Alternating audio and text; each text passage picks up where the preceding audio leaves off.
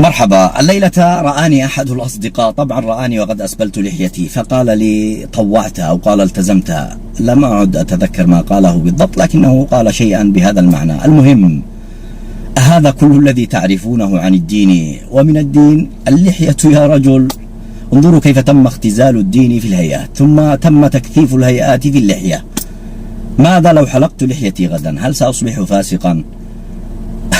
هل سأصبح زنديقا مثلا وأصبح تاركا لديني مفارقا للجماعة؟ يا رجل، أنا أحلق لحيتي منذ 20 عاما، أشفقت على بشرتي فأرسلتها منذ شهرين، فهل يعني أن الفترة السابقة كانت فترة ضلال مثلا؟